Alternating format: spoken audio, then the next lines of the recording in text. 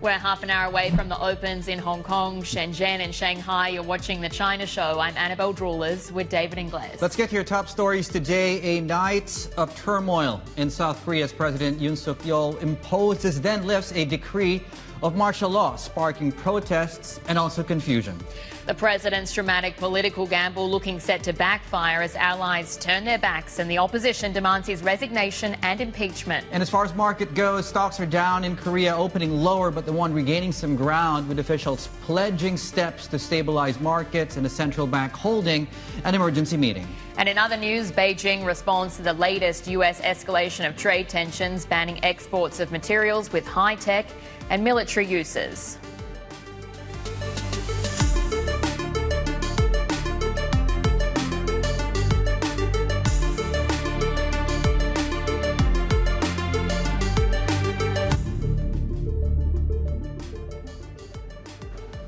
Well, we start, of course, in Korea this morning with these stunning developments overnight with President Yoon first issuing and then peeling back that emergency martial law or that decree. So we're seeing really that market reaction coming through this morning. The Kospi, for instance, coming online 1.5% or a bit lower to the downside here. Volatility looking a little bit elevated, though it has been giving up some. South Korean assets, really, we saw most of the reaction overnight in other markets, but Korean giant Samsung Electronics off as much as 1.3%.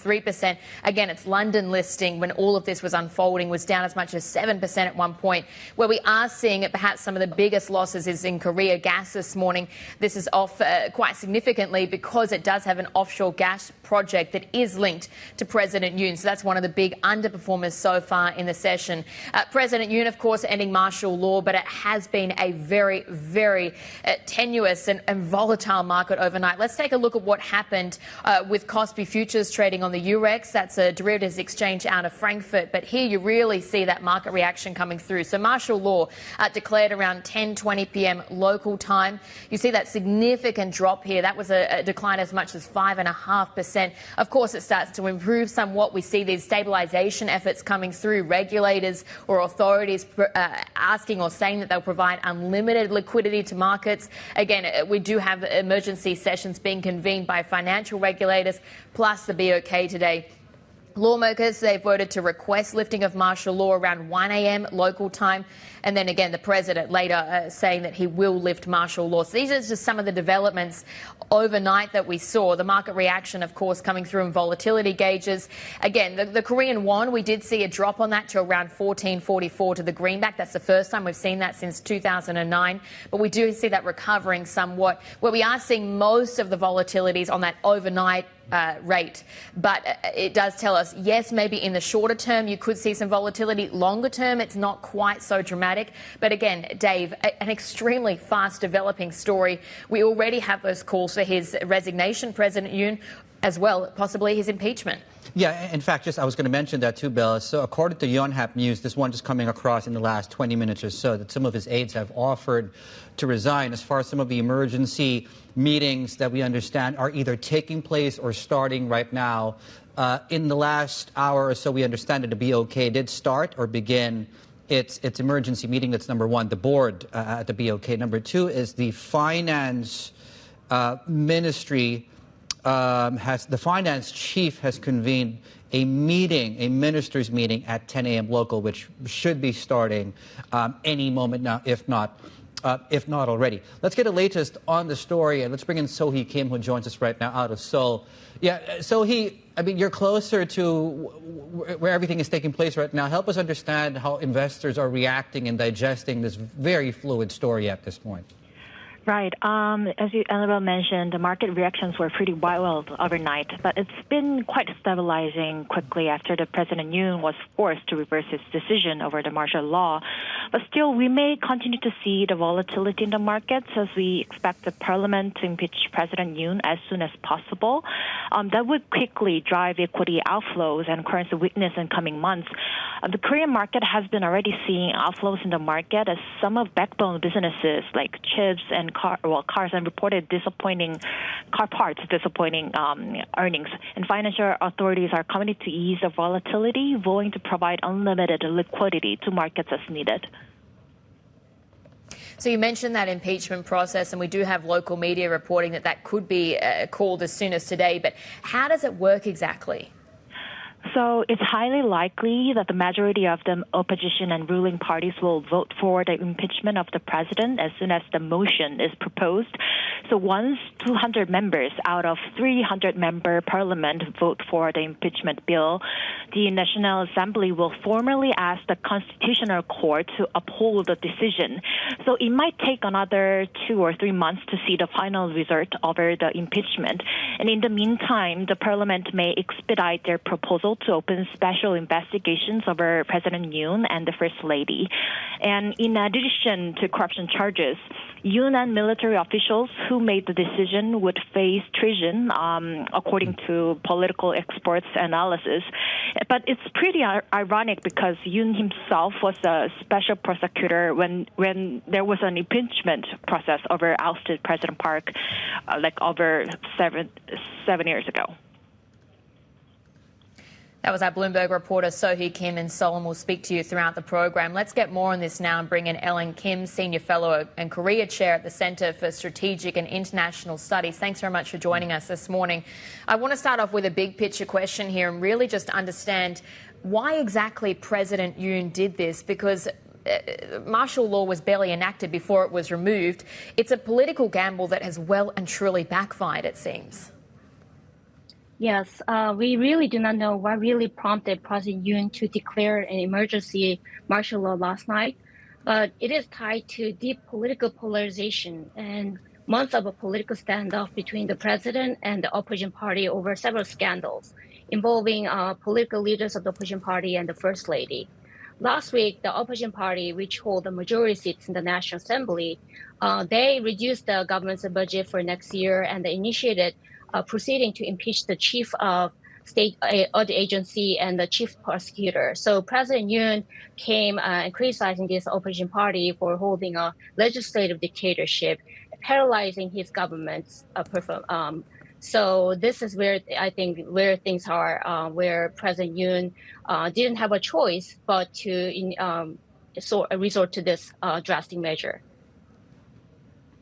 Ellen David here. What do you think happens today? So, South Korea avoided the constitutional crisis with the President Yoon's decision to lift the martial law last night. The troops have been withdrawn and the situation seems stabilizing.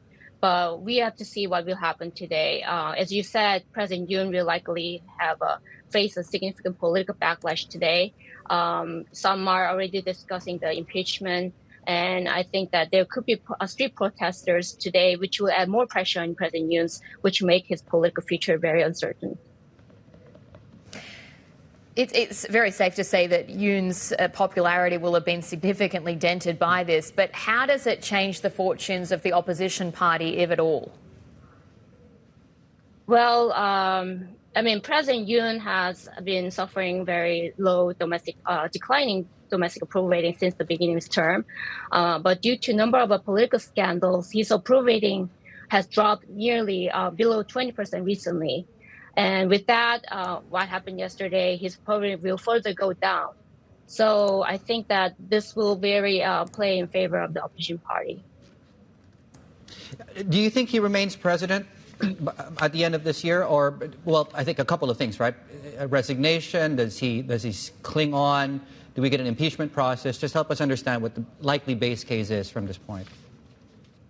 Well, it depends on what he choose to do going forward. I think if he decides to step down, this will rather be a short end very short quickly. But if he decides to stay and then the opposition party decides to impeach him, then I think this is going to take a way over a month, and I think that will really create a political instability in South Korea. So how does this affect President Yoon's ability to push forward with any other policy proposals as well, domestically at least, if he does indeed stay in that position? President Yoon's government already being paralyzed by the the opposition party's power in the National Assembly. They basically block all the legislation that President Yoon, his government wants to push. And I think that really came to nowhere because the opposition party basically hold the majority seats. So I think that right now, I think that all the political activity and the economic situation will probably slow down. And I think there will be great concern about what will happen next.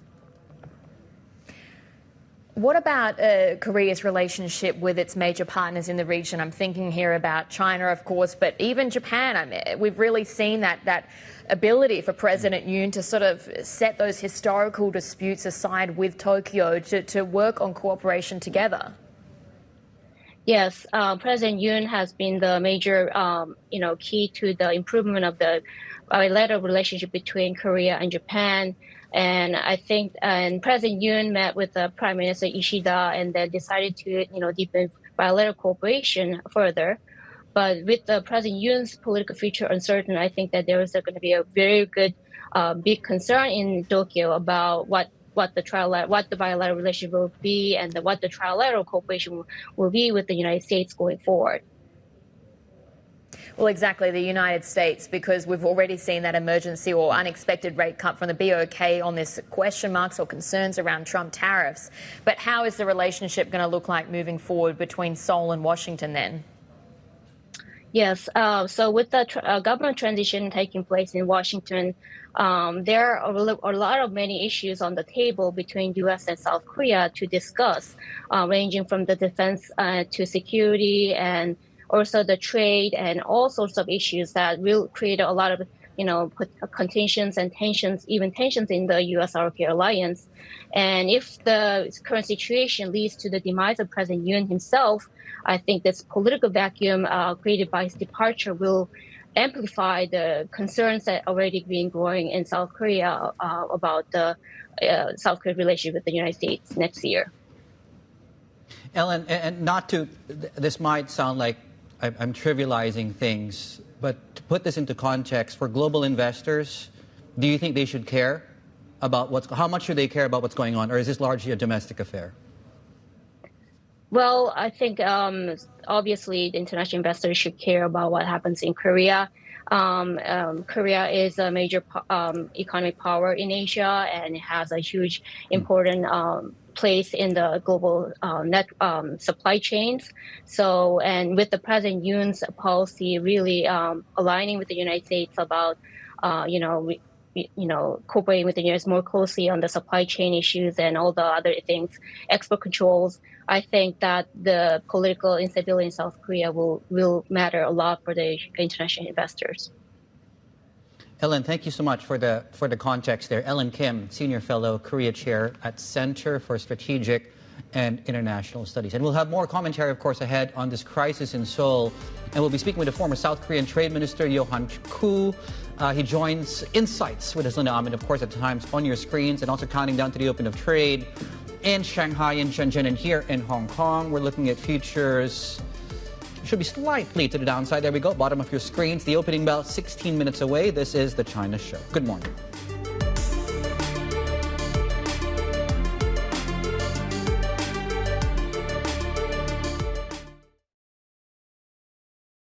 It's Jobs Day, and Bloomberg has the report under surveillance. Who do you think holds the leverage right now? Employers or employees? It's more balanced than we've ever seen. This Friday, Jonathan, Lisa, Anne-Marie, and Mike will bring you crucial data and expert analysis at terminal speed. The labor market weakness we saw in the summer was a head fake. What raises this question, basically, has the narrative been set? We are still in the throes of a strong labor market. The November Jobs Report, Friday on Bloomberg.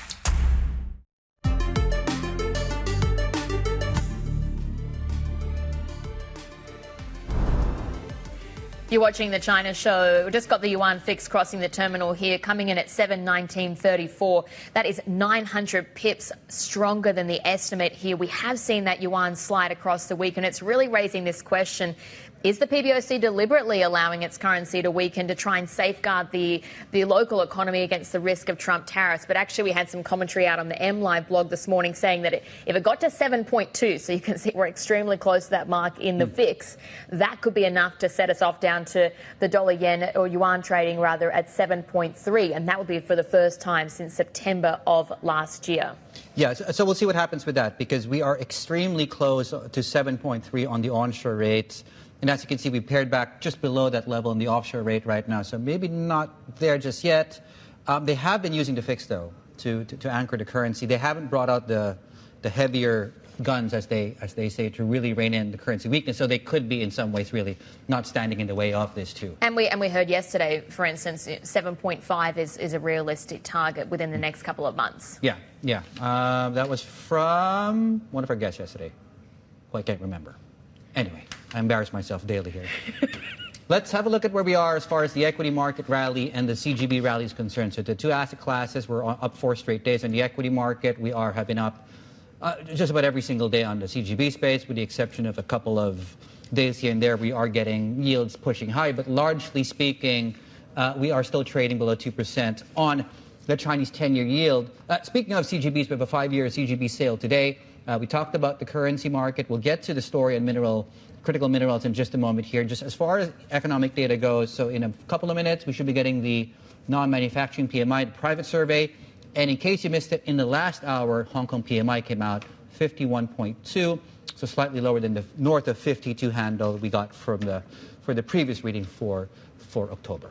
Well, you mentioned it there, Dave. The China banning the export of several materials with high-tech and military applications to the US. It is a tit-for-tat move after President Biden's administration escalated technology curbs on Beijing early this week. Let's get more with our China correspondent, Min Lo, joining us in Hong Kong this morning. And tell us what's been banned, because there's several different materials, and how damaging is this exactly to the US? Yeah, quite a number of metals. So you have gallium, germanium, antimony, and super hard materials that are banned for exports to the U.S., and graphite also being put under tighter restrictions. So this is an escalation of existing measures, because last year, germanium and gallium had already been under tighter restriction. Special licenses are required to sell them to the U.S. last year, but now it's an outright ban. So these are metals that are being used in everything from night vision goggles to satellite to semiconductors. So pretty wide-ranging. There are military applications as well. And you can see on the screen that China is by far the largest supplier of dozens of these critical minerals globally. And yes, it's possible to substitute them and get them from other sources, but it's going to be more costly. But of course, when China bans this, it will jack up the prices. It might give more economic incentive for other countries to start ramping up production as well. So industry players are saying that it's not going to create any short-term disruption, because it's well anticipated. So politicians have already been building up their reserves. Miners have been tapping into new sources of deposits. But the U.S. Geological Survey is saying it could cost the U.S. $3.4 billion in GDP if this outright ban is in place. This time next week, we understand, just to pivot the conversation, the Central Economic Work Conference. We now have dates for this. Yes, so it's next Wednesday and Thursday. So it looks like that's actually regular timing. So those rumors that suggested the meeting could be moved forward, those were unfounded. And this is a meeting where President Xi and other policymakers, they'll be discussing industrial policy, monetary and fiscal policies, as well as the budget and the deficit target for next year. But those exact numbers are only going to be revealed in March next year during the so-called two sessions, the parliamentary session. So we're not going to get that level of detail at the end of this meeting, but still the Xinhua readout at the end of it is going to be passed through by investors for any signal of what is occupying policymakers' attention. So some economists are saying we could see the deficit target being raised to between 3.5 to 4% next year, up from 3% this year, just to give the central government more room to borrow to shore up the economy. And of course, this comes on top of the 10 trillion yuan package that's already been announced to tackle local government debt. And expectations are high. We did see the stock market yesterday gaining on the back of this news, reversing the earlier declines. So we'll have to see whether those expectations are met. Right. Min. Thank you so much. Min Lo there on the dates to watch this time next week, two-day meeting. And Alex Treves will be joining us, of course, out of JP Morgan Asset Management to talk us through their call. So they're fairly constructive with Chinese assets. So we'll effectively ask him what that means from a sort of allocation perspective. Very quickly, back to the Korean market, just to give you guys an update of how things are doing. About 90 minutes into the cash market session here, Kospi is still down about 2%. We're coming off lows of the day, although we're still near the bottom end of the day's range. The 4 heaviest weighted stocks on your screens, on the index itself, down about 1 to 3%, give or take. And a quick glance at the currency market, where the won really suffered quite a bit overnight, strengthened into the open today. And no, that's not the Korean won. Anyway, we'll talk about the won, which is winning today. Lose it, though, over the last 24 hours or so. We're down in the Hang Seng Index going into the open today. This is Bloomberg.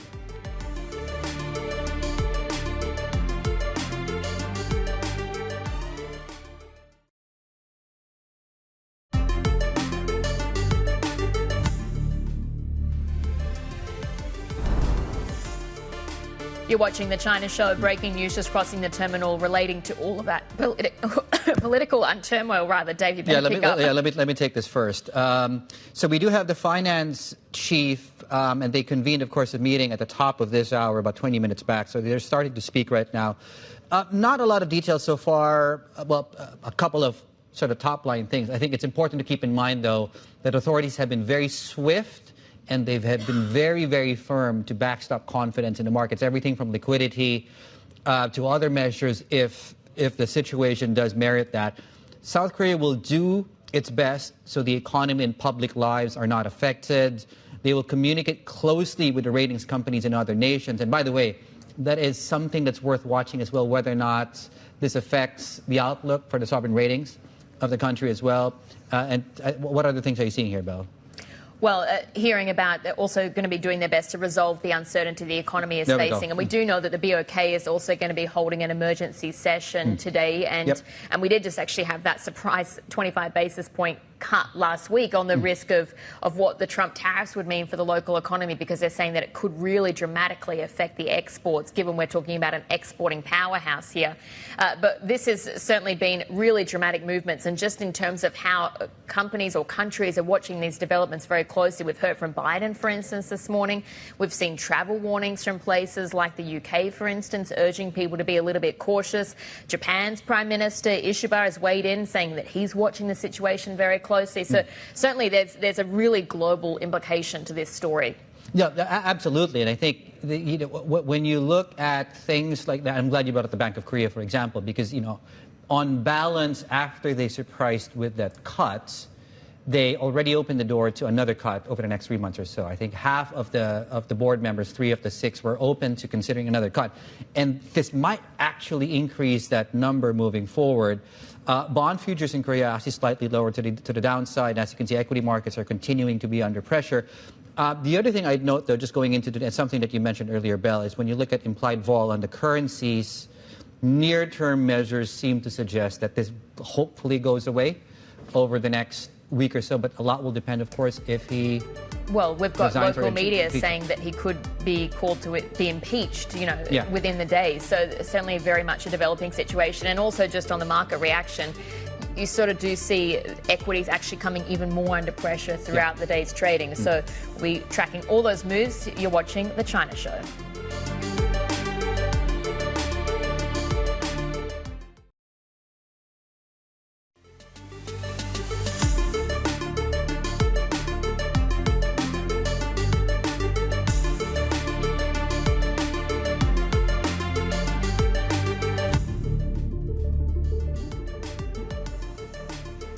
Welcome back. You're watching The China Show, and we're counting down to the open of markets. Well, really across the region today, it's that story of political instability, sparked, of course, by this martial law decree that was issued last night by the South Korean president. Of course, it was only in place for just a matter of hours, but still the market reaction to that is coming through this morning. Instability here, but also as far away as places. France, for instance, is really in the headlines. You've got Macron, for instance, the president there, saying that he can withstand the political pressure from the far right, but certainly something to track. And of course, you've got those tit-for-tat trade measures being ratcheted up between China and the US. Yeah, I'll add one word to that too. Jay Powell. Well, Powell, sorry. That's one word. So on top of everything that we're considering today, he is, of course, set to speak later on. So in fact, I think a question of the day from our MLive team is really stopping short of naming specific currencies. Which one will be the most volatile? Today, looking at everything that's taken place so far, onshore markets are opening weaker. We are on a 3-day run up. Modest run up, I should mention that as well. On the 10-year yield, as you can see, we're trading at 1.984, so effectively still at record lows there. We have a 5-year bond auction today on the CGB market, so watch it closely. That should come out in the next hour or so. The open in Hong Kong is doing this. Also, I think on a 3 or 4-day run, depending on which benchmark you're looking at here, most of the large stocks are opening to the downside. Tencent, AIA, Alibaba. To the downside here, Hong Kong PMI came out about an hour back. 51 and change was the print, that's slightly lower than the October reading. And I think in a couple of minutes, the Caixin non-manufacturing numbers are coming out as well. Okay, on the Chinese currency, let's have a look at that. So 730 is the nice round number to watch. We should be very close, if not there, on the onshore rate. We're within about 1% of taking out the yellow line, which is on top of where we are right now, which is, of course, the highs have hit. Beyond that, we're back to 17-year lows on the currency. Speaking of the Korean markets, too, if you put together the yuan and the won, thank you so much. 192 is the level we're watching there, which is flagged by our colleague Mark Cranfield. If we do fall back below that level, which effectively resets sentiment around that, that's something he's flagging, of course. Cathay Pacific and some of the critical material stocks in focus, given all the pronouncements out of China yesterday. Well, the Cathay story is we have Munich and Brussels from next year. And, of course, a big move there across some of the critical mineral stocks here, Bill. Yeah, but let's switch back to what's happening in Korea this morning. Bring in Alexander Treves. He's head of investment specialist for APAC equities at JP Morgan Asset Management. And I'm curious because Korean stocks already have the chaebol discount priced in. But does this latest political instability impact the investability case for you? Well, I've got a somewhat different view, actually. Now, my wife is South Korean, and so she grew up in Korea before it was a democracy, and she remembers the smell of tear gas. And so last night was briefly very, very shocking. And I would say that Korea has acquitted itself incredibly well. President Yoon took this very bold political gamble. Both parties pushed back against it, and we went to sleep in a state of some uncertainty and woke up into a much more comfortable world. So I think that Korean democracy has actually proved that the checks and balances work and that it's come out of this looking quite good. So if I'm a fund manager waking up right now, sitting on some Korean assets, what do I make of this information? Do I sit this one out until we get more information? Or is this tell you exactly what our fund managers did, because we were speaking to them, throughout the that's the reason I bring it up. And so what we had is we had a list of stocks that we thought would look really cheap on 20 weakness, that if there's a meaningful sell-off that we could pick up some bargains. And happily or sadly, depending on your perspective, that didn't really happen. The market sort of looked at this morning and didn't exactly shrug off what has happened, but decided that actually we're really back towards business as usual. Okay. So do you want to David's point, do you want to keep investing in this environment, or do you need to hang back a little bit and see, even for instance today, if that impeachment motion is raised? Well, so I think that it's very, very hard to forecast what will happen next politically, and we wouldn't be bold enough to do that. So what we try and do is figure out what do we have a view on. And our view is that Korea looks cheap, that the Value Up program will continue to work, that we will continue seeing some of this, these corporate governance reforms, and that there are certain sectors such as bits of EV supply chain, so automotives or some notable tech hardware stocks which look really good value. And so leaning into those areas and figuring out what we can forecast, and then hopefully letting some of the noise settle around us. Just to change gears, how are you thinking about China now? Well, something very, very big happened in China in September, didn't it? Which is that there wasn't past tense, happened. Well, so that happened, but it happened because there was a recognition amongst the policymakers of the scale of the challenge, which really we hadn't seen so far this year. Now, as you say, the question is what happens next. And there was this coordinated policy shift in terms of magnitude, pace, coordination between different branches of government and the finance ministry, the securities regulator. We do think there will be more. We think more is necessary, actually, because we think that what's taking place will draw a line under asset prices. And we think the government recognises they need to do more.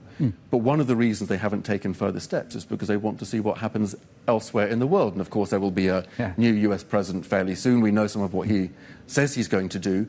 And I think that the Chinese policymakers are just waiting to see how some of that plays out before taking any other really big steps. But we do think there's more to come. Okay.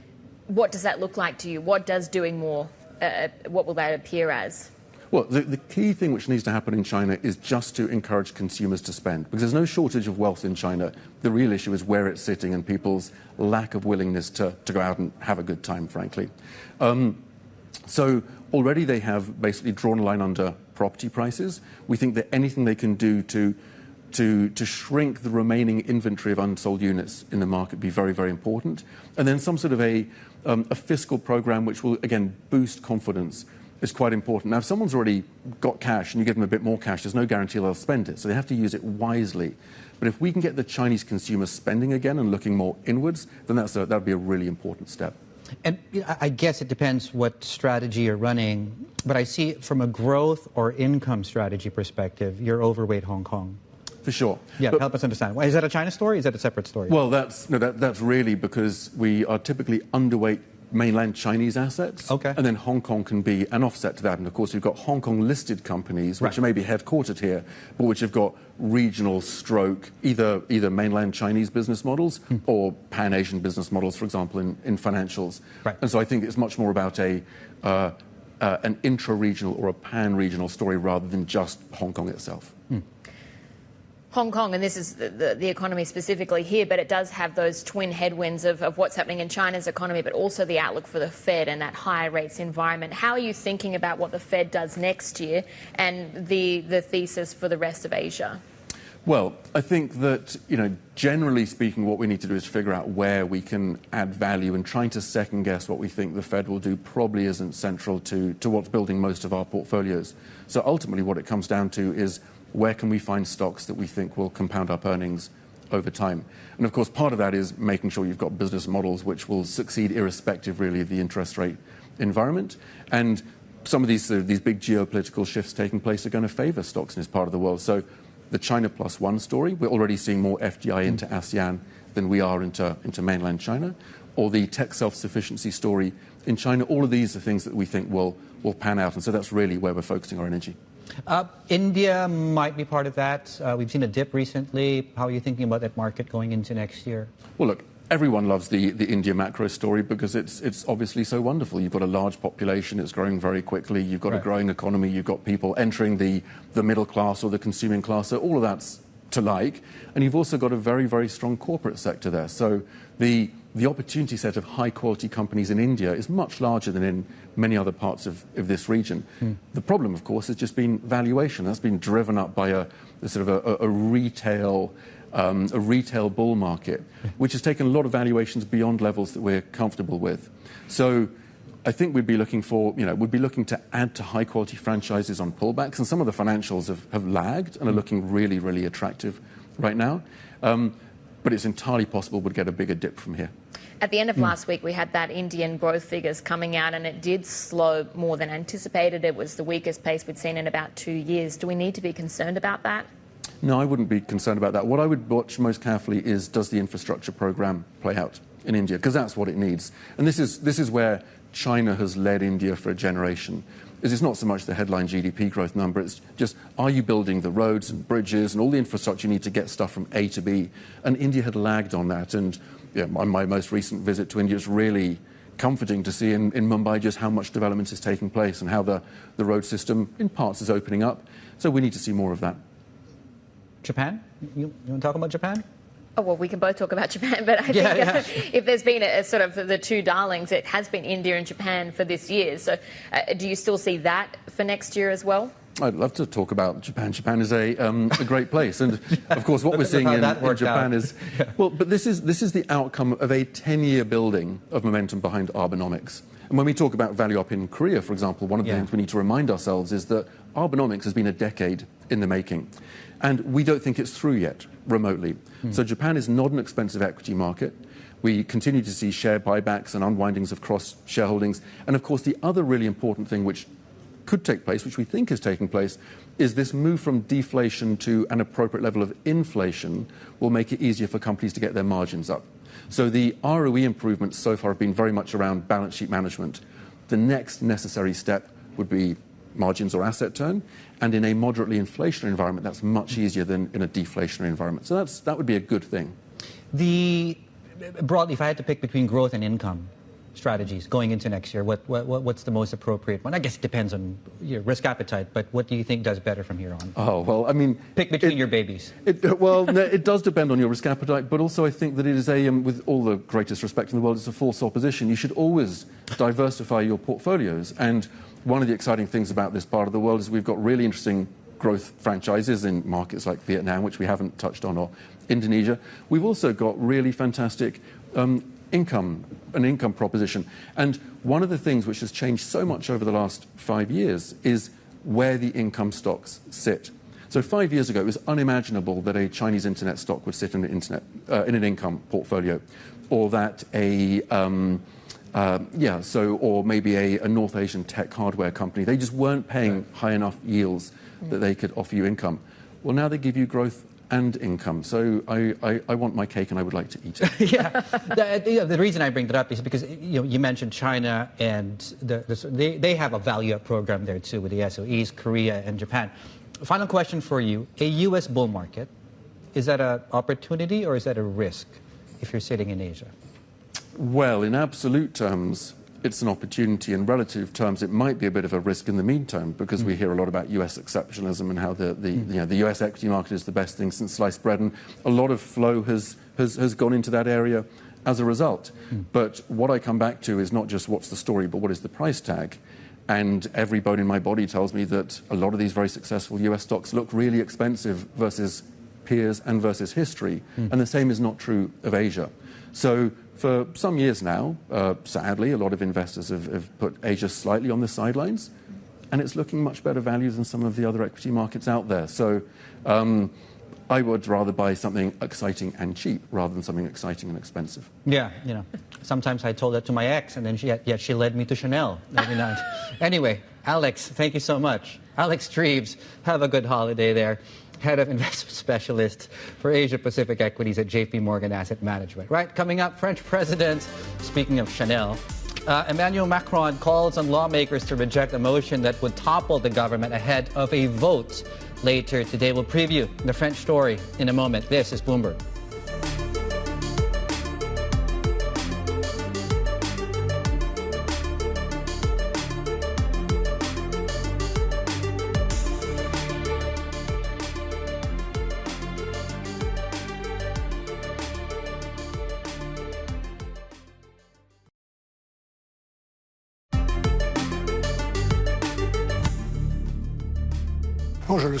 I hope so, and it's indeed possible. It depends on the members of the National Assembly, each whom has a responsibility to the French people, to the voters of their constituency, and before France too, which is at a rather serious moment.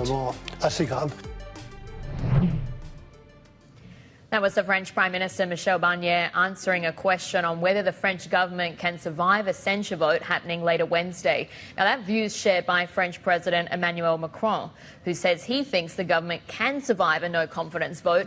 Marine Le Pen's far-right party is expected to join forces with a left-wing coalition again later Wednesday to topple the administration.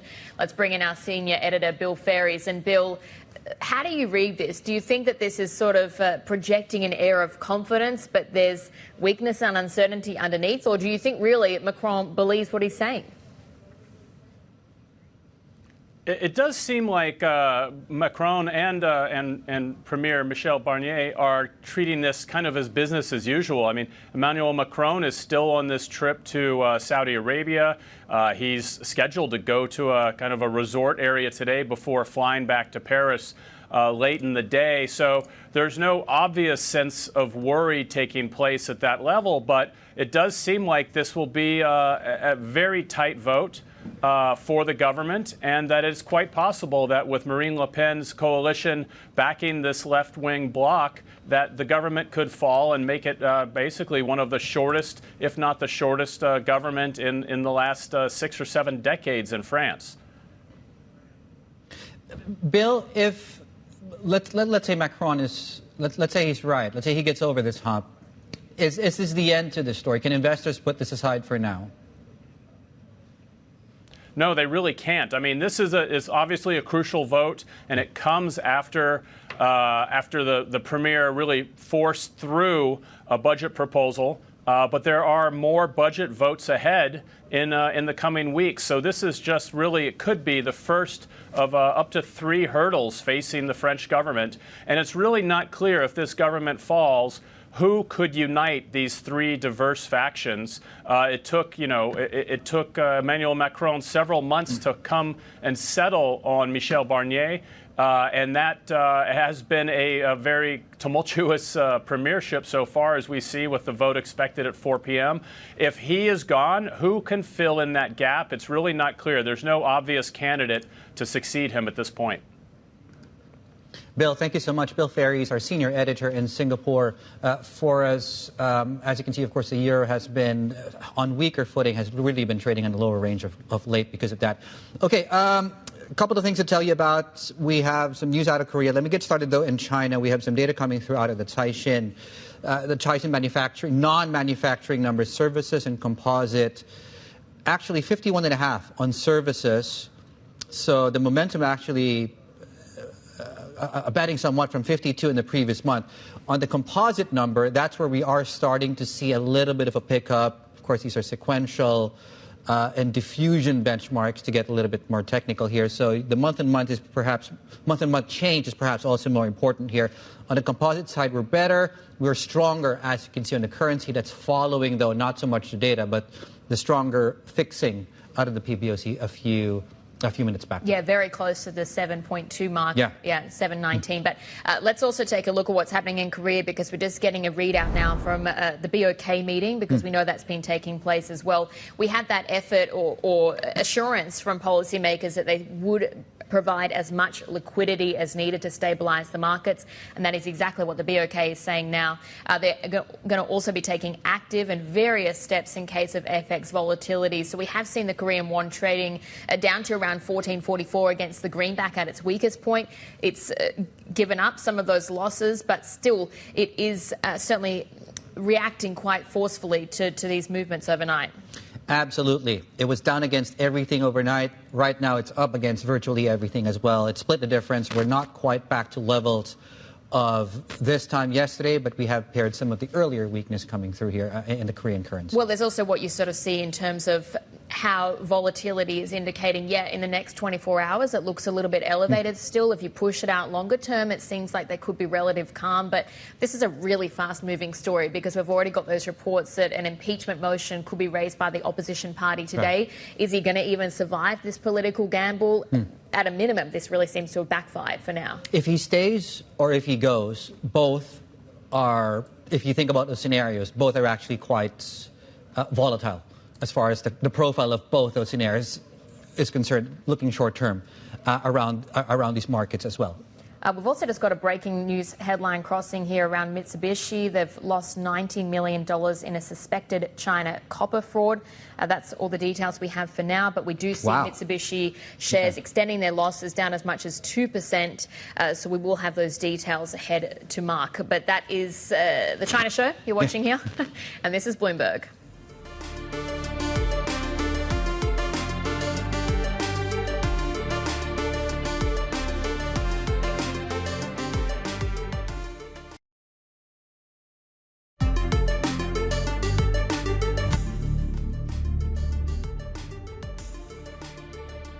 Getting you more details now on those headlines just crossed the terminal. So Mitsubishi Corp has reported a loss of $90 million in suspected fraud in its China unit, or one of its China units. We do see that stock down as much as 2%. It is pairing some of those losses now, but essentially the $90 million loss, suspected fraud by one of its copper traders. This is according to people that are familiar with the matter. But certainly we have seen sort of a string of scandals hitting commodity trading houses. We had Trafigura, for instance, facing a $1.1 billion hit in Mongolia just a couple of months back. But we do know Mitsubishi as well has dismissed a Shanghai-based copper trader. That's after finding that he made unauthorized trades with local companies. Yeah, a spokesperson here for the company did confirm that that specific trader had already been dismissed and added that a criminal complaint had been filed. So I guess we'll watch this very closely. This is according to, as Belle was pointing out, of course, based on our reporting. Let's get to some other major corporate stories we're tracking at this point. Amazon is ramping up its artificial intelligence offerings, rolling out powerful new chip arrays and a large language model, it says, can compete with leading rivals. Now, the company says that the new products will make it easier for partner Anthropic to train the large language models required for Gen AI. Now, Amazon Web Services runs many servers that other companies rent to train AI applications. Now, Indonesia says Apple has offered to invest $1 billion in its latest attempt to lift a ban on iPhone 16 sales. Now, if confirmed, the latest offer would be a tenfold increase from Apple's prior bid. Indonesia has prohibited the sale of Apple's flagship iPhone, saying that the company has failed to comply with domestic content requirements. All right, taking another look at markets. So we've just got some stocks in focus here. China chip stocks, we're seeing some gains across the board. We did actually have domestic industry associations in China warning firms about US chips and also calling for security investigations. So we heard from the China Semiconductor Industry Association saying that US chip curbs against China have caused supply chain disruptions and that its chips are no longer safe and reliable. And then also from the China Association of Communications Enterprises that's asking Beijing for a security investigation. So sort of that reaction we're getting to those extra restrictions that were announced by the US early this week on China's access to advanced computing and semiconductor technology, but also you're seeing sort of that tit for tat coming through because China has just dialed up the trade tensions essentially with Washington again banning exports of certain materials like gallium, for instance, to the US market, the US as well saying they're assessing those new restrictions and considering mitigations. But that's what's happening between the US and China. There's also Korea to keep a very close watch on. Yeah, and we're moving into about 2 hours into the session there, and over the last couple of hours we've heard from the finance minister to be more specific, we heard from the BOK, and suffice to say they've come in to really backstop confidence in this market. They're watching it very, very closely. Liquidity is there if needed. Equity markets, though, are continuing to reflect the risk premium baked into from the markets overnight. We're stronger, though, on the South Korean currency. There's plenty more ahead on the story in the second hour of the China Show.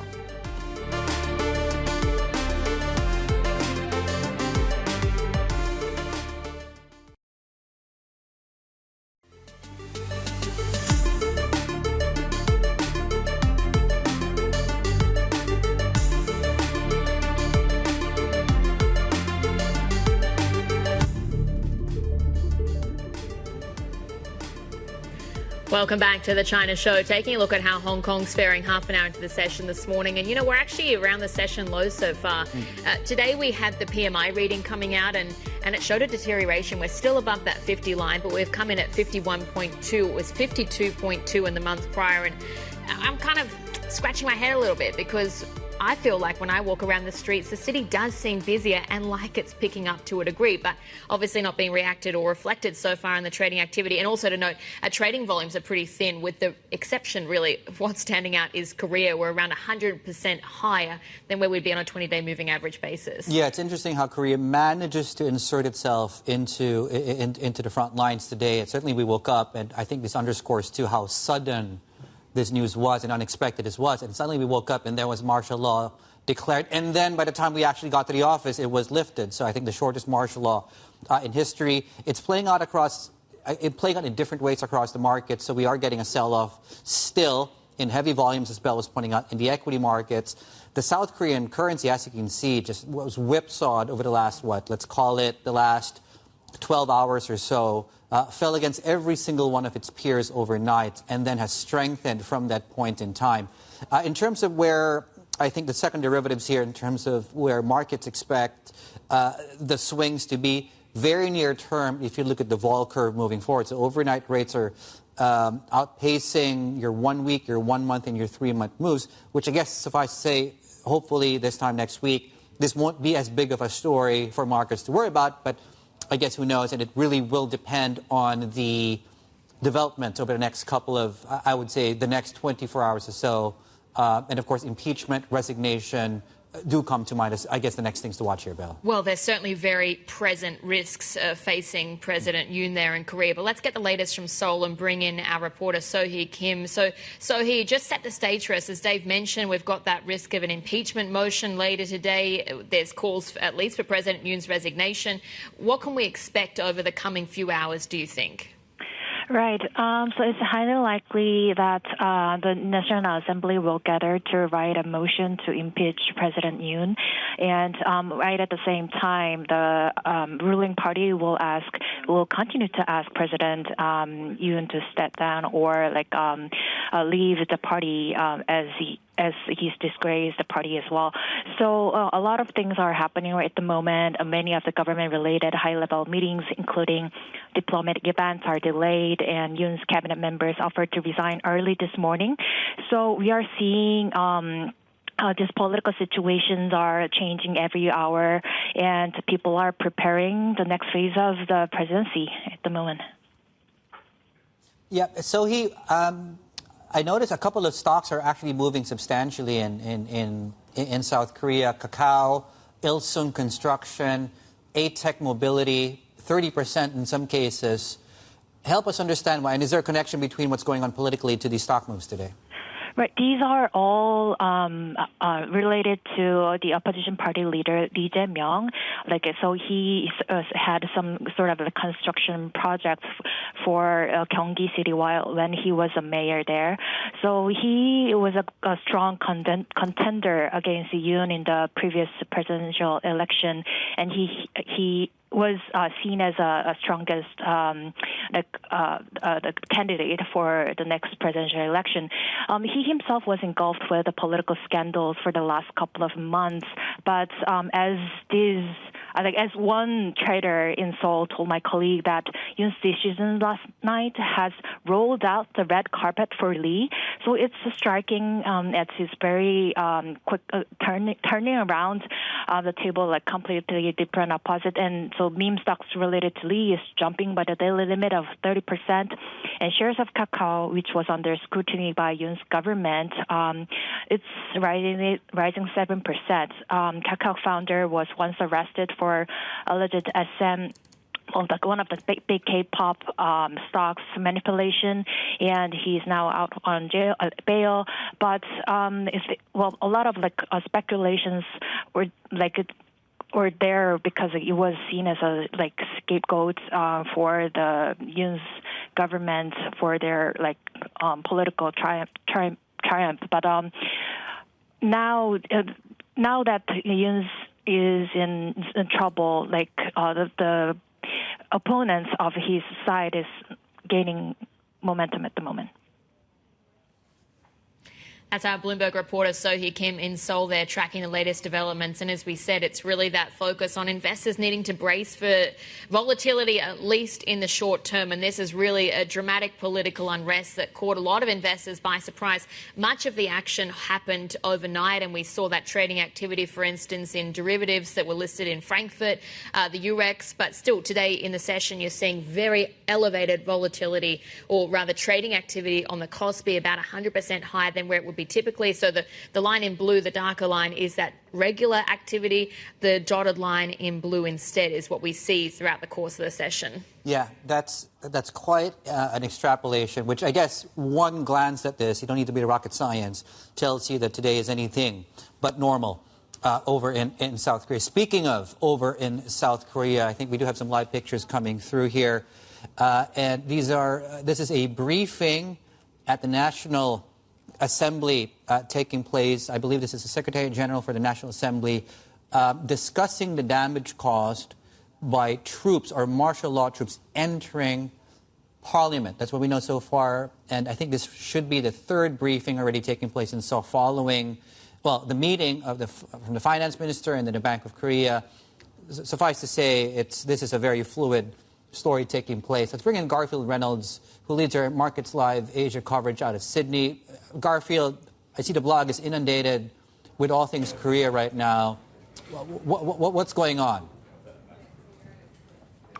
Well, a big part of what's going on just here directly today is investors are struggling to work out what is going to be the long-term impact of this. We had the short-term knee-jerk reactions, as you displayed, with the won overnight, and then this morning with the drop in the Kospi, which is still a fairly impressive down 2%, despite efforts from the authorities to calm investors down by providing liquidity and doing their best to reassure them. But those reassurances can only go so far when you've got such an extreme political surprise. Even if in the coming week it turns out that that President Yoon is pushed out or resigns, and you get a reasonably smooth transition of power, you're still going to have investors wondering, how long any such calm can last. And this is against a backdrop of there's a lot of political uncertainty roiling markets around the globe right now. We may lose the French government when the session gets underway over there in Europe later on today. We recently had a huge drop in the Brazilian real when Lula's attempts to rein in spending disappointed investors. In general, you have a lot of discontent globally as economies slow down, trying to work out where the post-COVID era is going to get us. There's plenty of inequality out there. There's plenty of concern that the current politicians don't seem to be able to fix what everyday people are seeing as the main problems. So you've got the winds of change blowing through the political scene, and that's making for a lot more volatility than I think investors were even ready for, despite going into this year knowing that there were a lot of elections coming, knowing that there were a lot of political risks. The Korean won, though, still has been a significant underperformer over the last several months, and Korean stocks are cheap. So do you think that still they remain an attractive asset class? Well, that to some extent comes down to how enduring the extra political risk premium is that you have to place on those assets. From the point of view of the won, it's likely to go on underperforming because, if anything, what's gone on overnight is just going to reinforce the likelihood that the Bank of Korea continues to be proactive in moving to support the economy. Now, that support of the economy is going to help Korean bonds in particular, because they're also due to be included in some global bond indexes in the coming year. So that's a supportive setup for them. For equities, that they've struggled a lot in the last few months.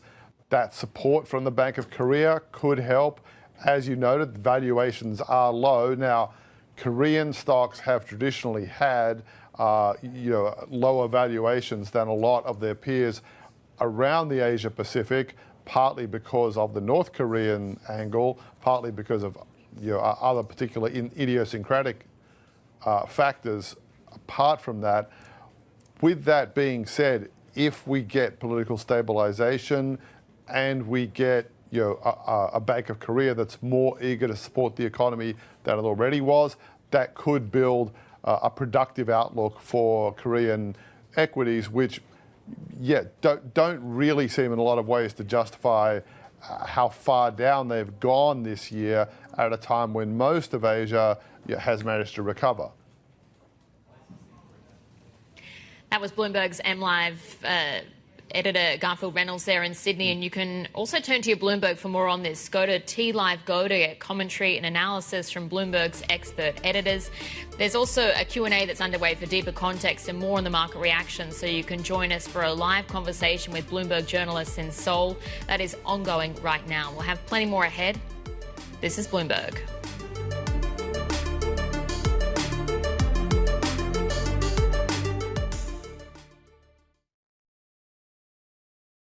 It's Jobs Day, and Bloomberg has the report under surveillance. Who do you think holds the leverage right now? Employers or employees? It's more balanced than we've ever seen. This Friday, Jonathan, Lisa, Anne-Marie, and Mike will bring you crucial data and expert analysis at terminal speed. The labor market weakness we saw in the summer was a head fake. What raises this question, basically, has the narrative been set? We are still in the throes of a strong labor market. The November jobs report. Friday on Bloomberg.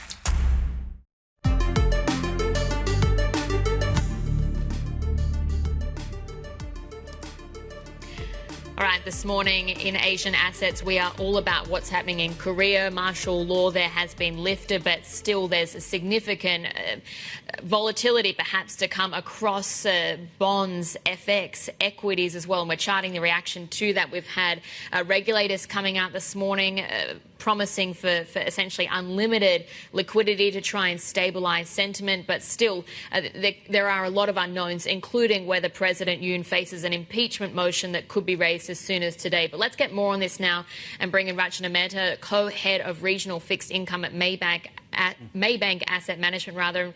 Rachana, thanks so much for joining us this morning. I want to get your immediate reaction to what have been very unprecedented or events that really haven't been seen in Korea going back 4 decades. What is your take on the Korean debt space right now?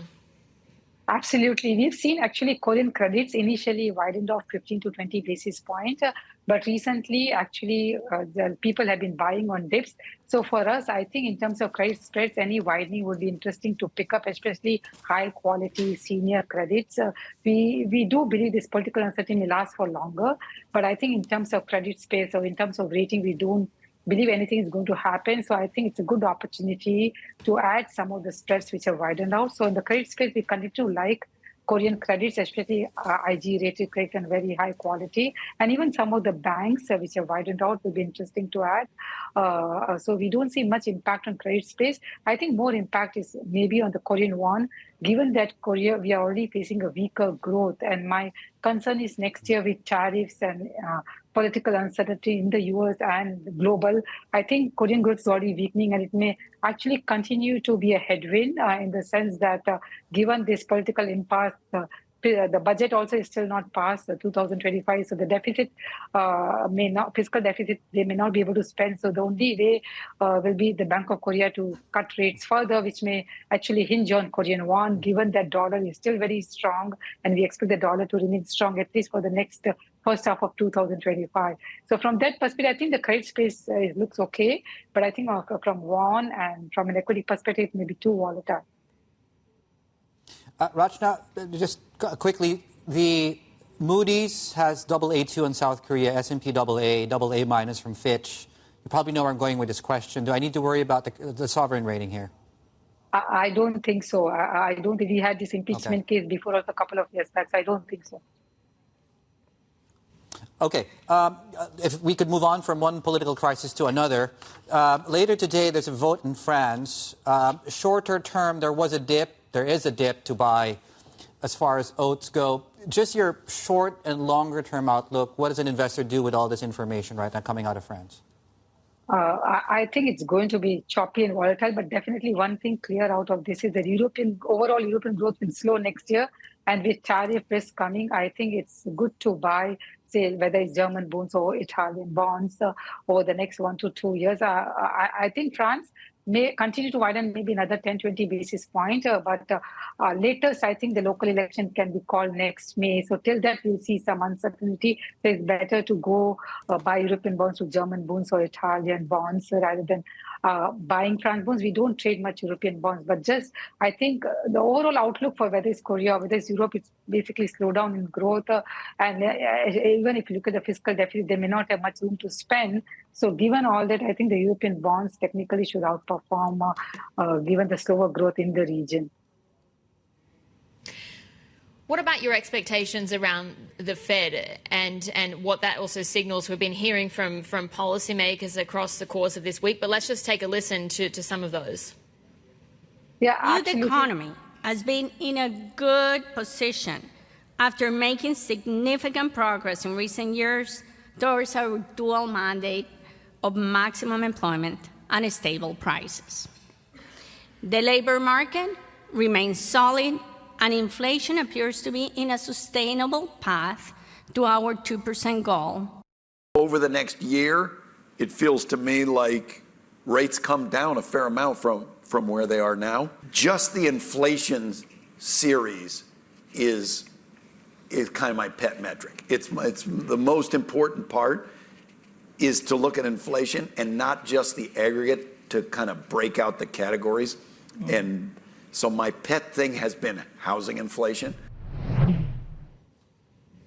So it seems like there's consensus. Yes, rates are going to come lower, but just how much of a reduction we see is clearly contingent on things like the strength of the labour market, for instance. What are you pricing in or expecting for next year? For next year, actually, we've seen a lot of research. I think some are saying 50 basis points, some 75, some 100. I think our view is like it will be about 75 basis point rate cut. And the rationale for that is given that we haven't seen the policy, how will the tariff impact the U.S. economy? So initially, for the first 6 months, we expect maybe inflation to pick up, given that higher tariffs, higher import costs, how the substitution is going to happen. To some extent, this can be balanced by lower oil prices, but still, I think the inflation pressure may persist, at least in the first half in the U.S., given that the consumption is still very strong. And maybe the second half with tariff impacts and all, we may see a slowdown in growth, and then we may see further rate cuts. So in a way, we are expecting about 75 basis point rate cut next year. I think market is anywhere from 50 to 100 basis point rate cut next year. Do you think tariffs keep yields up? Yes, I do believe in the short term, the tariffs will keep yields up. But at least in terms of the fiscal spending, I think next year, U.S., the only thing is the tax bill, which is coming due in March, may be carried forward. So there'll be tax cuts. But to some extent, it will be mitigated by lower oil price and all. So I think fiscal deficit will remain okay for 2025. I don't have concerns. So I think the curve may steepen eventually if there are more Fed rate cuts. But I think yields eventually will come down. But short term, will definitely remain up, especially the long end. The outlook for the Fed, what do you think then that means for central banks in Asia, particularly in Southeast Asia? Actually, it's very interesting, like Bank of Korea cut rates nobody was expecting. So I think even if you look at Thailand, they are saying that they want to cut rate further. So at some point, I was a little worried that they have this currency pressure, given the dollar is stronger. But I think a lot of the central banks are not worried about the currency. They don't mind the currency weaken. Given that tariff pressure is already there, it's better to cheapen their currency. So I feel that the rate cuts will continue to happen in Asia. So Thailand maybe next. Philippines may take some time until the Fed cuts. Philippines may cut rates. But I do expect rate cuts in Asia over the next year to continue across the major countries. Rachna, we've been told consistently when we talked to fixed income guests recently that inflation is probably not a big problem. From a technical and structural supply perspective, that's going to keep Asian credit afloat. There's definitely still carry. I can't seem to see, and tell me what I'm not seeing, I can't seem to see what the risk is to fixed income next year. What is that? Absolutely. The only thing is we don't see much alpha coming from duration, the credit space, because the treasuries are going to be choppy. So the whole thing is just a carry game next year. I don't see much volatility in the credit. You're absolutely right. So I think kind of earning a credit of 5.5 to 6% kind of yield, which will be attractive just as an overall fixed income yield pickup, correct? But like this last year, we saw some big alpha and duration play, which we may not be able to see given that we have so much of uncertainty on tariffs, on immigration, on everything across Asia and across the globe. How attractive is Chinese debt looking to you right now? Okay, I think if you look at the Chinese local currency bonds, I think the 10-year is almost trying to break 2%. But given the renminbi weakness, so on a hedge basis, I think it's okay. But I would can't, because I think next week we are going to have some meeting. So there may be more fiscal stimulus. So I do expect actually the rate curve to steepen. So I'm not that positive on Chinese bonds. Just for carry, it's okay. But at this point, we don't want to take duration risk. If you really feel like taking duration risk, I think the best place is to take in Singapore and maybe to some extent India. I think Singapore long-end bonds will continue to be attractive given that we have fiscal surplus, we are still a good economy. And though there's a slightly higher supply next year in the long-end part of the Singapore dollar curve, but I think that will continue to perform better than the rest of the markets, especially against U.S. treasuries and against the rest of the world. Okay, bullish on Singapore. Joining us from Singapore, Rachna Mehta, thank you so much.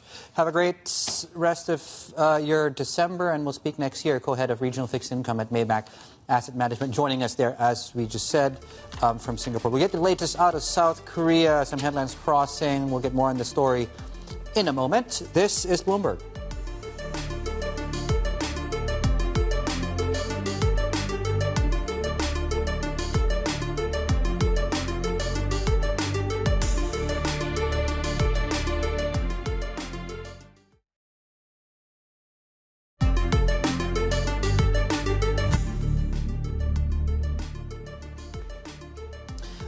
Welcome back. So this Korea political drama is playing out really in one unexpected part of the Asian equity market. Chinese meme stocks are actually, in some cases, moving quite substantially. So Beijing Hanjian Heshan pipeline is up 10%. And that's simply because the firm's name in Chinese implies building infrastructure for Korea, though the pipe maker sells products mostly in China. But anyway, it's up 10%. Well, look, there has been a reaction from Beijing, at least we can say that. Oh, because yes, okay.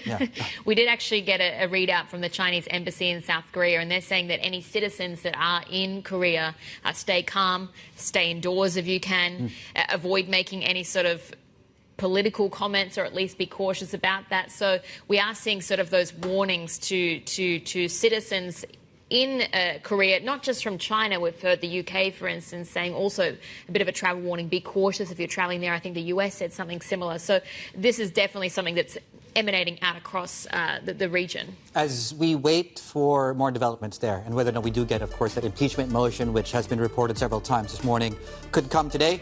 Tesla supplier stocks in China also in focus after shipments falling again, and that seems to be the same board as earlier on.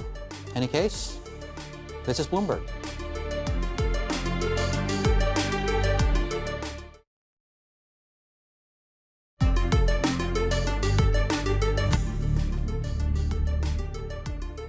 So the won, I think, is in for a tough time for at least a few weeks while we see the domestic political situation start to stabilize. Again, it's hard to say. I'm very encouraged to see the bounce back this morning. Again, this is something that could be shorter lived in terms of the market volatility than we suspect. But again, I think it's a 2-month period is my guess, where we have to monitor the situation very closely. The market sort of looked at this morning and didn't exactly shrug off what has happened, but decided that actually we're really back towards business as usual. President Yoon's policy really aligning with the United States about, cooperating with the U.S. more closely on the supply chain issues and all the other things, export controls. I think that the political instability in South Korea will matter a lot for the international investors.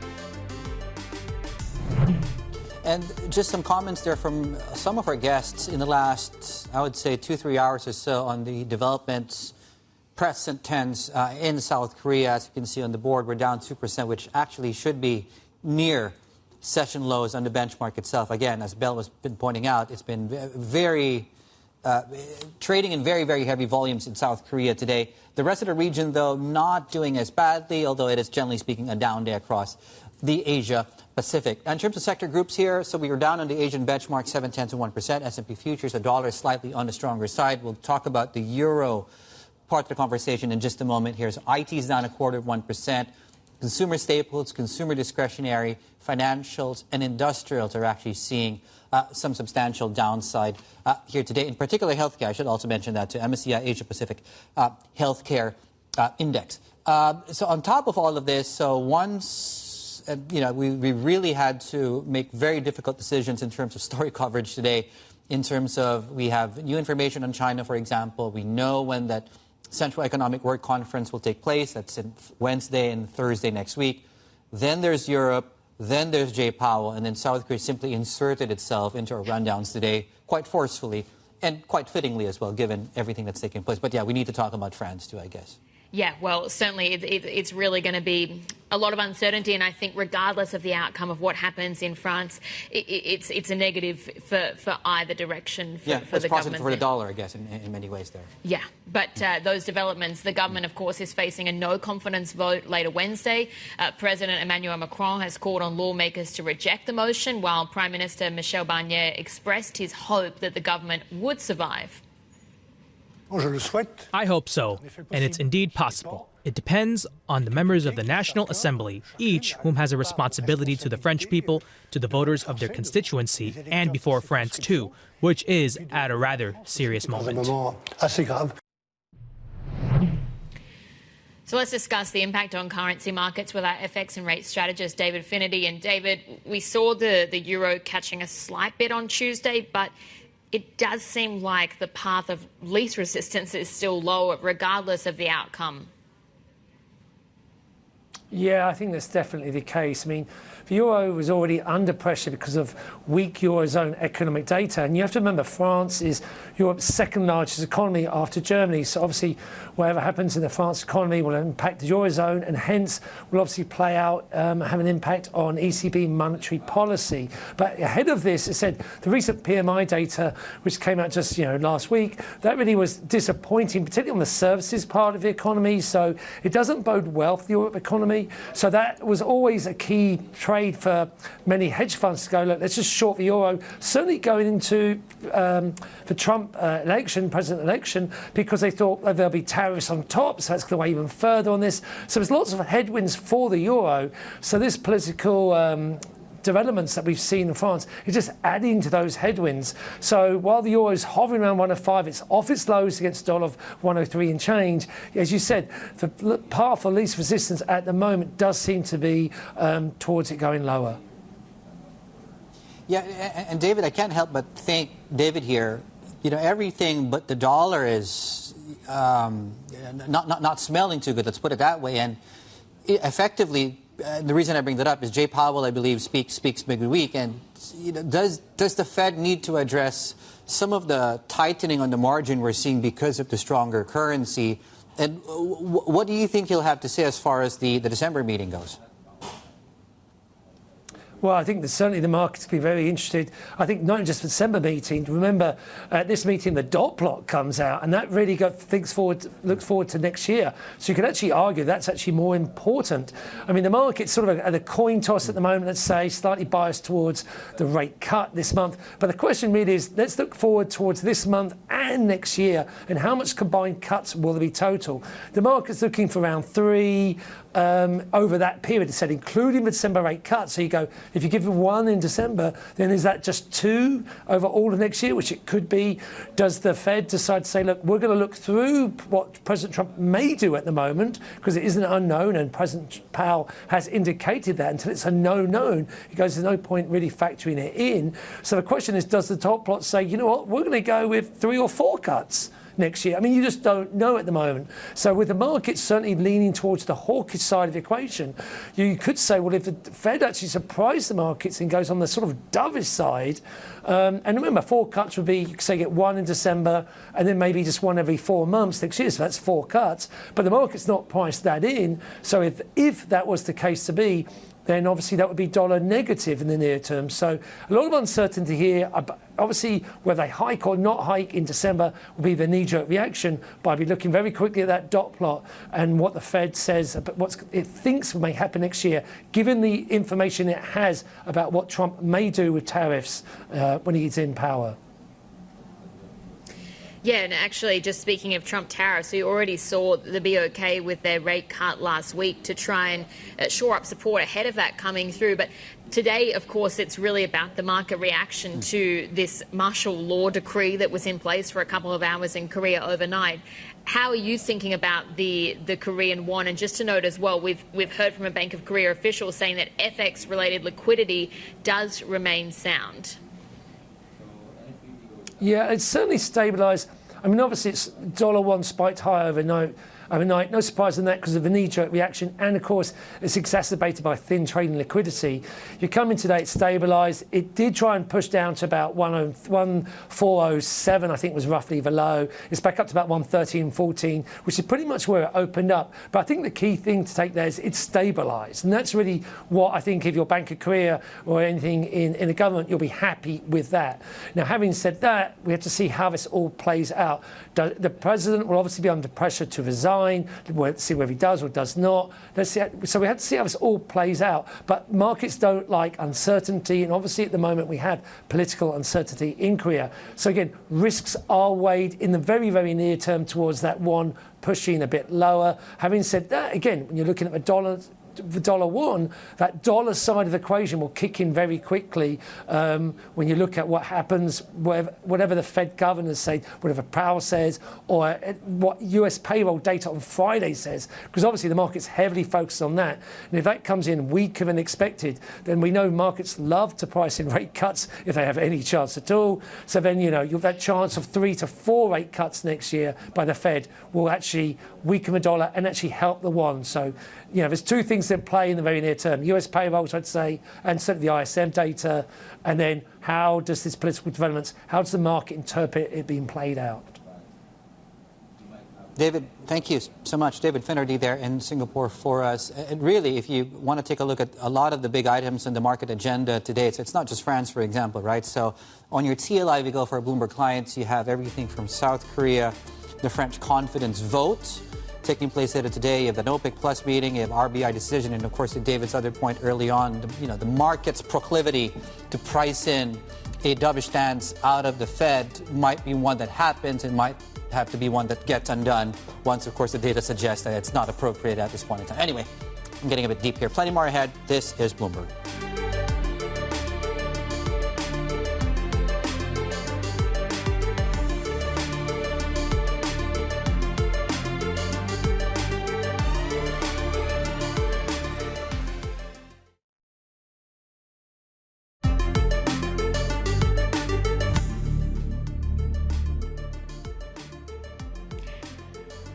Very busy morning tracking all of these developments around South Korea. Overnight, we had President Yoon invoking emergency martial law. That was, of course, reversed just a couple of hours later.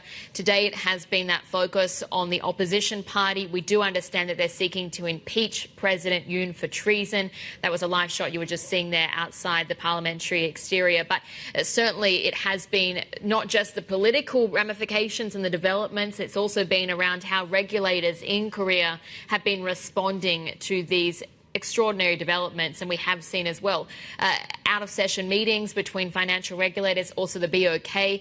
The BOK saying that they are having a discussion around FX related to liquidity rather. They're saying that situation is sound. They said also in that meeting that they had that there was no discussion on the interest rate. But of course, we did already see the BOK pushing through a surprise 25 basis point cut last week. And that was about the reaction to really preparing for Trump tariffs, given we're talking about an exporting powerhouse on a global scale. Yeah. So just to, as Bella was pointing out, just to reiterate, and I think the point here is officials have been really quick to backstop the markets because they know this is a story that will keep giving over the next day or so. And the latest headline we just crossed that Bill was just pointing out just underscores that point that the next few hours will be critical here as far as, I guess, the political fate of the president, which seems to have quite, you look at all the commentary that's come through so far, it's really backfired, I guess, in many, many ways. Anyway, there we go. Some breaking news right now that the South Korean opposition party is seeking to impeach the president for treason. From that story, we'll table that for now, and we'll have a look at what's happening in China right now, in our Trending in China segment right now, looking at what's really making headlines in national newspapers and grabbing attention on social media. We'll start things off here in China with the China Daily. The state-run English language papers here have published strongly worded editorials hitting back at new U.S. curbs on tech exports to China. So China Daily says that the U.S. is using national security as a pretext to undermine China's tech sector and cripple its economic growth. Now, the paper says Beijing will safeguard its interests while calling on some U.S. allies to stand with China in opposing the measures that it says weaponize trade. Yeah, we've also heard from the Global Times, which is calling the new US restrictions a blatantly arbitrary measure. Its editorial also warns that the curbs will disrupt global industrial and supply chains and undermine the economic and trade order. The piece also includes statements from domestic chip industry groups saying US chips are no longer safe and reliable. And of course, we're getting that market reaction today because you have seen some of those local chip players like SMIC, for instance, moving quite significantly higher. Yeah, just about across the board there. You have a speech in the meantime that this prominent economist has gone viral in Chinese social media after he made, well, let's just put it, some fairly straightforward remarks about the economy. Min Lo, our China correspondent, is here. Let's start things off with, so what did they have to say here? Yeah, this was a story that I was actually quite taken aback by when I was reading it. And you'll understand why when I get to his comments in a bit. But This is a prominent economist. He is chief economist of SDIC Securities, a state-owned company. He has advised top officials and regulators before. He said that consumption growth is stronger in provinces with older population and it's weaker in provinces with younger population. And he said this is a bit counterintuitive. It might be a bit hard to accept, but he says this can be summarized into three phrases. Older people are full of vibrancy, younger people are lifeless, and middle-aged people have nothing to live for. So it's very sobering comments there that we rarely hear in the public discourse in China, because this is an environment where we know analysts have been censoring themselves, perhaps avoiding using words like deflation, because officials have been calling for a more positive narrative around the economy. And he goes on to justify his thesis. He said that older people are spending because they're getting regular pension, but younger people, their expectations on income is diminishing, so they're holding that back.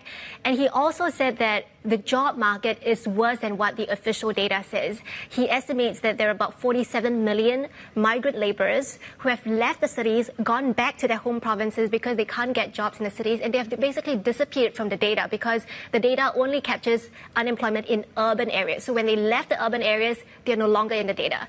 He also said that GDP is overcounted by 3 percentage points a year in the past 3 years. Cumulatively, he said, it's overcounted by 10 percentage points over the past 3 years. This is based on his analysis comparing growth data versus investment, consumption, and labor force data. Wow, that's really quite explosive commentary.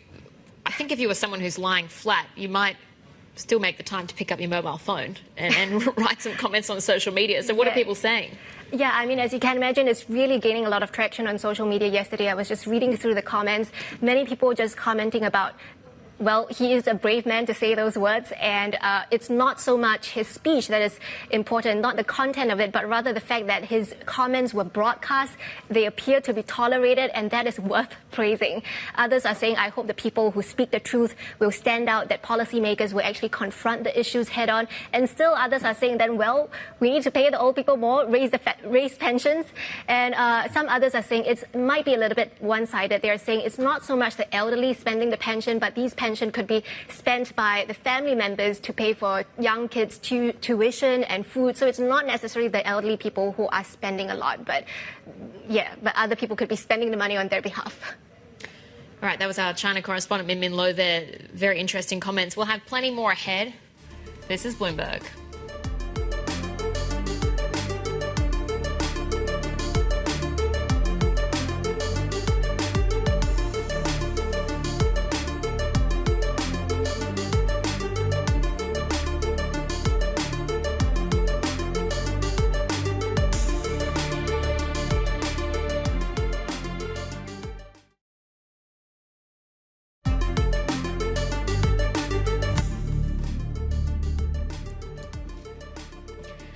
All right, continuing to track these developments around Korea this morning. Of course, overnight it was very dramatic scenes happening in Seoul, where we saw President Yoon issuing a martial law decree that was overturned just after a couple of hours. And now we're getting this reaction coming through, not just from markets, which we're seeing, of course, some quite whipsaw trading, but what's happening in the political spectrum. And we've heard from the opposition party that have put out a statement saying that they're going to be seeking to impeach President Yoon for treason. So this is someone who's really put out a political gamble that seems to have backfired in a pretty major way. And pretty accelerated in a very quick way. I mean, that accelerated fairly quickly. In fact, right as we were starting the show about 2 hours back, I got a message from a friend who saw one of our headlines and the headline effectively read, "Martial law is lifted in South Korea." And the message I got was, when was it imposed? And I think that's how quickly things moved in South Korea. We fell asleep overnight. Things were rather normal. We did get martial law instated or announced out of the president overnight. Lawmakers then quickly voted fairly strongly to request that being lifted. The president then come on screen on live TV, I believe, towards the early part of this morning in South Korea to say he was planning to lift that. And then markets then reacted. You had the equity market selling off, the South Korean won weakening, it's regaining some ground. And the Bank of Korea, in fact, is just briefing media right now after that unscheduled meeting, of course. And they said there's enough liquidity in this market to keep things stable. Yeah, they're certainly trying to reassure investors at least. But I think what's really interesting about this as well is this is the first time we've seen this sort of martial law being enacted in about 40 years. But actually, democracy is a relatively new concept within the country. And Alexander Treves, who joined us in the last hour from JP Morgan Asset Management, had a sort of a different take on this, because he's saying that actually what's happened in Korea overnight is in a way comforting, because it shows that these democratic procedures are actually playing out. Yeah, I mean, they were always looking for an opportunity, if you believe in the structural story of Korea, right? Whether that's its place in a semiconductor space, whether it's the Value Up program, which is a separate but fairly encouraging exercise to unlock value in this market. If you're looking to buy a dip, he said, maybe take a look at some of this, depending, of course, on what your risk appetite is. And I think we do have, if we could bring up the graphic too, since we have a little bit of time here to talk us through. You know, we've been mentioning this all morning. We have a graphic on how cheap the South Korean market is. And it's, you know, we talk about how cheap China is, trading at 9 times earnings. Korea is cheaper than China. It's trading at 8 times earnings when you look at it from a blended forward PE basis. It's trading at 1 standard deviation below the mean. Now, that might indicate it's cheap for a reason. You have this geopolitical premium that's been built into this market. You have the chaebol discount that's been baked in as well. But it's a very fascinating conversation to have, because it really sits at the crossroads of many of these market themes here. Well, it's a major exporting country. And yes, of course, Korea, we've already seen that risk being foreshadowed by the BOK, because we had that 25 basis point cut last week, which surprised a lot of people. And that was because they're concerned about how is this country going to fare in the face of Trump tariffs. And you think about the heaviest weightings on the index, Samsung, for instance. I mean, it's sending a lot of its products abroad. Yeah, I think that one of our guests earlier on who joined us, Ellen Kim, out of South Korea, and we asked this question: why should global investors care? Is this a domestic issue more so than something that is relevant to broad global investors? And what she said was quite telling. It's an open economy.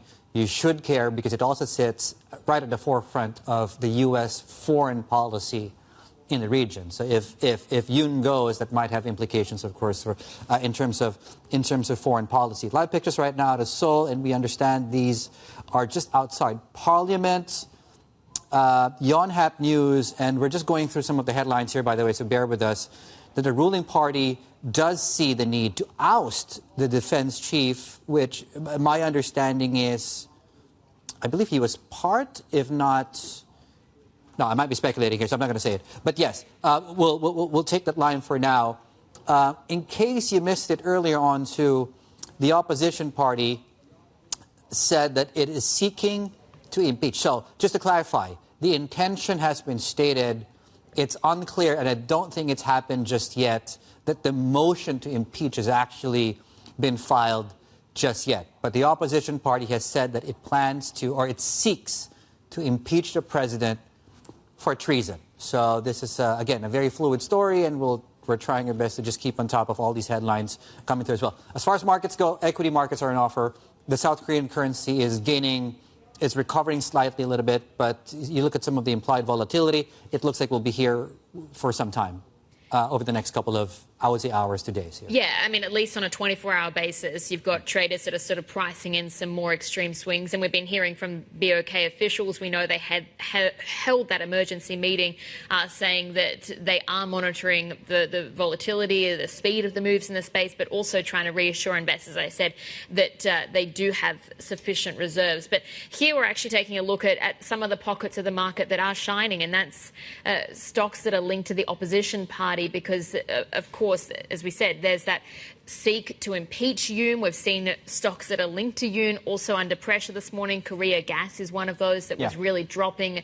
He's someone who's been a big proponent of one of their offshore gas projects, but at least there is some upside there to be had. We're also getting some of the stocks related to the president, to your point there. And as you can see, I mean, it's quite clear how the market is trading this for now, certainly not knowing how this is going to end.